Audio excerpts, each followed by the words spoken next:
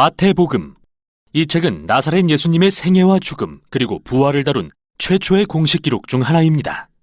이 책의 저자가 명시되진 않지만 가장 오랜 믿을만한 전통에 따르면 예수님이 택하신 12사도 중 한 명인 세리 마태와 관련이 있으며 실제로 마태는 책의 본문에 등장합니다. 약 30-40년 동안 사도들은 예수님으로부터 직접 보고 배운 내용을 모두 기억하여 구두로 가르치고 전했는데요. 마태는 이 모든 내용을 수집해 다양한 색으로 구성된 아름다운 직무를 짜듯 배열하고 예수님에 관한 특정 주제들이 강조되도록 구성했죠. 이 영상에서는 우선 마태복음의 전반부를 살펴보겠습니다. 구체적으로 마태는 예수님이 어떻게 하나님과 이스라엘에 관한 성경 이야기의 연속이자 완성이신지 보여주고자 합니다. 예수님은 다윗의 가문에서 나신 메시아이시며 모세와 같이 권위 있는 새로운 선생이십니다. 그뿐만 아니라 우리와 함께 하시는 하나님, 히브리어로 임마누엘이십니다. 마태는 이 책을 이렇게 구성합니다. 서론과 결론을 앞뒤에 배열한 뒤 그 틀 안에 본론을 분명히 구분되는 5단락으로 나누어 배치하고 각 단락은 모두 예수님의 긴 가르침으로 마무리합니다. 아주 계획적이고 뛰어난 방식인데요. 어디 한번 들여다보죠. 1장부터 3장은 예수님의 이야기와 구약의 줄거리를 연결지어 전체적인 배경을 설정합니다. 먼저 마태는 서두에서 예수님의 족보를 다룸으로써 그분이 메시아가 오실 다윗의 가문에서 나셨으며 또한 아브라함의 자손이심을 강조하는데 이는 그분이 하나님의 복을 열방에 가져오실 거라는 의미입니다. 그 후 우리는 잘 알려진 예수님의 탄생 이야기를 통해 이 모든 사건이 어떻게 구약의 예언들을 성취하는지 보게 됩니다. 열방이 나아와 메시아께 영광을 돌릴 것이며 그 메시아가 베들레헴에서 나실 것이며 무엇보다도 예수님은 성령으로 잉태되실 것이며 그의 이름이 임마누엘이라는 것. 이 모든 예언을 통해 예수님은 단지 인간이 아니라 인간이 되신 우리와 함께 하시는 하나님이심을 보여줍니다. 그래서 우리는 이미 서론에서 마태의 2가지 핵심 주제를 알 수 있습니다. 그는 다윗의 가문에서 나셨으며 그는 임마누엘이십니다. 또한 마태는 예수님이 왜 새로운 모세이신지도 보여줍니다. 모세처럼 예수님도 이집트를 떠나셨고 세례를 받기 위해 물을 통과하셨으며 광야에 들어가서 40일을 지내셨습니다. 그 후에는 산 위로 올라가 새로운 가르침을 전하셨죠. 이 모든 것을 통해 마태는 예수님을 하나님이 약속하신 모세보다 위대한 분으로서 노예된 이스라엘을 해방하고 하나님의 새로운 가르침을 전하며 그들을 죄로부터 구원하고 하나님과 그분의 백성 사이에 새 언약 관계를 맺어줄 뿐이라고 선포하죠. 이러한 모세와 예수님의 유사성은 왜 마태가 책의 본론을 5단락으로 구성했는지도 설명해 줍니다. 이는 선생이신 예수님을 강조하기 위한 병행 구조인데요. 예수님의 5가지 가르침은 모세 오경을 연상시킵니다. 그분은 권위 있는 새로운 언약의 선생으로서 토라의 이야기를 완성하실 분입니다. 자, 첫 번째 단락인 4장부터 7장까지입니다. 예수님이 하나님 나라의 도래를 선포하며 등장하십니다. 이게 정말 핵심인데요. 이 나라는 본질적으로 온 세상을 구원하기 위한 하나님의 작전에 대한 것이며 이는 왕이신 예수님을 통해 이루어지게 됩니다. 예수님은 악, 특히 영적인 악 그리고 악의 모든 유산인 마귀의 압제와 질병과 죽음을 대적하려고 오셨습니다. 예수님은 그분을 따르고 가르침에 순종하며 그분의 다스림 아래 거하는 새로운 가족을 형성해 온 세상에 하나님의 통치와 권세를 회복하려고 오셨습니다.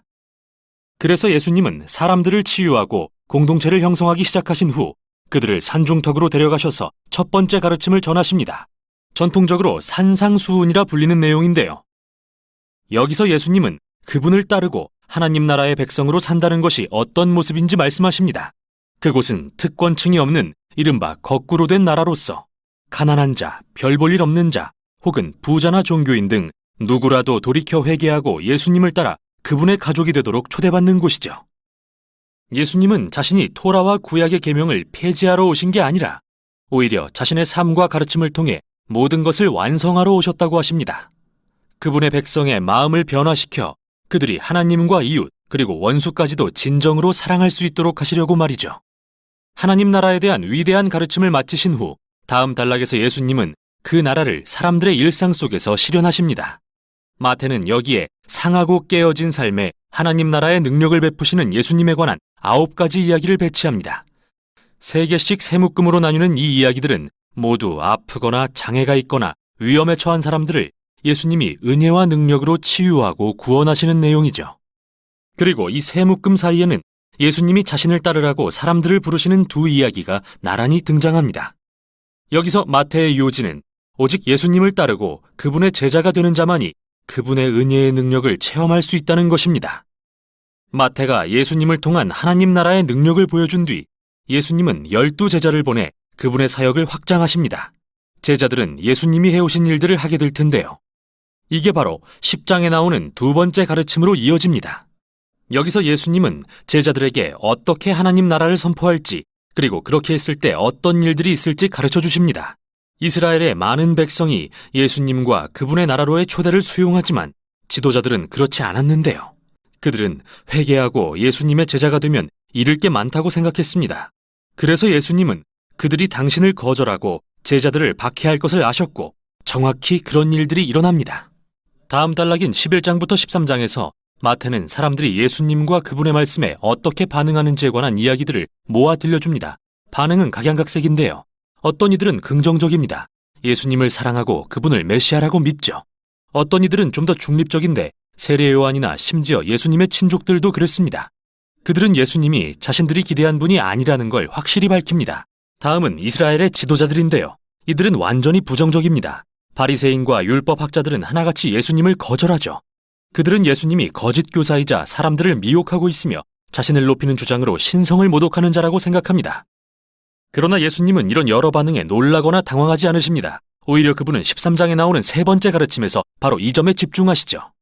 여기서 마태는 하나님 나라에 관한 예수님의 다양한 비유, 예를 들면 네 종류의 땅에 씨를 뿌리는 농부, 겨자씨, 밭에 감추인 보화 등의 비유를 모아두었는데 이는 마치 방금 읽은 11장과 12장의 이야기들에 대한 해설과 같습니다. 어떤 이들은 예수님을 열정적으로 받아들이고 어떤 이들은 그분을 거절하지만 궁극의 가치를 지닌 하나님 나라는 그 어떤 방해에도 불구하고 계속 확장될 것입니다. 이렇게 해서 마태복음의 전반부를 살펴봤는데요. 여기 여러분이 이 장들을 읽을 때 주의 깊게 살펴볼 것들이 몇 가지 더 있습니다. 기억하세요. 마태는 예수님을 구약 줄거리의 연속이자 완성으로서 소개하고 있습니다. 그렇다면 그가 어떻게 구약의 구절들을 인용하고 있는지 찾아보세요. 그 구절들이 이야기 속 전략적 지점에 배치되어 예수님과 그분의 정체성을 더 잘 설명해 준다는 것을 알게 될 것입니다. 그러니 잠깐 멈추어 시간을 내서 그 구절들을 찾아 각각 구약의 맥락에서 읽어보세요. 정말 멋지고 흥미로운 연결점들을 발견할 것입니다. 마지막으로 예수님을 받아들이고 그분을 따른 사람들의 부류에 주목해보세요. 대부분 하찮고 보잘것없고 종교적이지 않은 사람들이라는 걸 알 수 있는데요. 바로 이들이 예수님을 믿음으로 변화되어 그분을 따르는 사람들입니다.